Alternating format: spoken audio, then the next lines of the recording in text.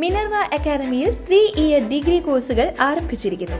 Medical lab technology, operation theatre technology, cardiac care technology, dialysis technology, hospital sterilisation CSSD, radiology technology, optometry technology കൂടാതെ hospital management MBA കോഴ്സുകളും ആരംഭിക്കുന്നു. Minerva academy.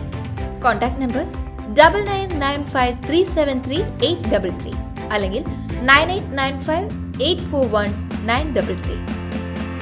Minerva academy, skill and professional studies.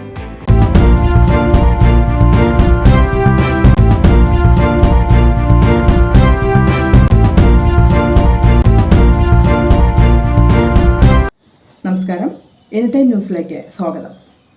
ഇന്ന് അവതരിപ്പിച്ച കേന്ദ്ര ബജറ്റിൽ കേരളത്തെ പൂർണ്ണമായും അവഗണിച്ച കേന്ദ്ര നിലപാടിൽ കടുത്ത പ്രതിഷേധം രേഖപ്പെടുത്തുന്നതായി റവന്യൂ മന്ത്രി കെ രാജൻ പറഞ്ഞു. കേരളം ഇന്ത്യയിലല്ല എന്ന പോലെയാണ് കേന്ദ്ര സർക്കാരിൻ്റെ നിലപാട്. 2 സംസ്ഥാനങ്ങൾക്ക് മാത്രമായുള്ള ബജറ്റാണ് ധനമന്ത്രി അവതരിപ്പിച്ചതെന്ന് ഒറ്റ നോട്ടത്തിൽ തോന്നിപ്പോകും. 2 കേന്ദ്ര സഹമന്ത്രിമാർ കേരളത്തിൽ ഉണ്ടായിട്ടുകൂടി കേരളത്തിന് വേണ്ടി ഇടപെടാൻ കഴിഞ്ഞില്ല എന്ന വിമർശനം കൂടി റവന്യൂ മന്ത്രി രേഖപ്പെടുത്തി. എയിംസ് അടക്കം കേരളം പ്രതീക്ഷ പുലർത്തിയ പല പദ്ധതികളും ഉണ്ടായിരുന്നെങ്കിലും ഒരു പരിഗണനയും നൽകാത്ത ഈ ബജറ്റിനെതിരെ കേരള ജനത ഒന്നാകെ പ്രതികരിക്കണമെന്നും മന്ത്രി കെ രാജൻ അഭിപ്രായപ്പെട്ടു. വിനോദസഞ്ചാരത്തിന് ഏറ്റവും അധികം പ്രാമുഖ്യം നൽകുന്ന സംസ്ഥാനമായിട്ട് പോലും ഒരു കേന്ദ്ര ടൂറിസം സഹമന്ത്രി ഉണ്ടായിട്ടുകൂടി ടൂറിസം മേഖലയിൽ പോലും ഒരു പദ്ധതിയും കൊണ്ടുവരാൻ കഴിയാത്തത് ഏറെ പ്രതിഷേധാർഹമാണെന്നും മന്ത്രി പറഞ്ഞു. സംസ്ഥാനത്തിന്റെ ധനപ്രതിസന്ധി പരിഹരിക്കാനുള്ള ഒരു നടപടിയും സ്വീകരിക്കാത്തത് ശത്രുതാ മനോഭാവത്തോടെ കാണുന്നതുകൊണ്ടാണ്.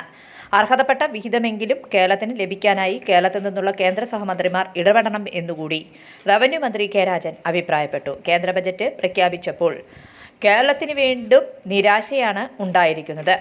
കേരളത്തിൻ്റെ ആവശ്യങ്ങളിൽ പ്രഖ്യാപനങ്ങളൊന്നും ഉണ്ടായില്ല. കേരളത്തിനായി പ്രത്യേക പദ്ധതികളൊന്നും തന്നെ ബജറ്റ് പ്രഖ്യാപിച്ചിട്ടില്ല. സംസ്ഥാനം 24,000 കോടി രൂപയുടെ പാക്കേജ് ആവശ്യപ്പെട്ടിരുന്നു. കേരളത്തിന് പുതിയ ടൂറിസം പദ്ധതികളും പ്രഖ്യാപിച്ചിട്ടില്ല. പ്രളയ ദുരിതം നേരിടാനുള്ള സഹായ പ്രഖ്യാപനങ്ങളിലും കേരളത്തിനെ ഉൾപ്പെടുത്തിയിട്ടില്ല. ബീഹാർ, ആസാം, ഹിമാചൽ പ്രദേശ്, സിക്കിം തുടങ്ങിയ സംസ്ഥാനങ്ങളെയാണ് പദ്ധതിക്കായി പരിഗണിച്ചത്. News desk, anytime news.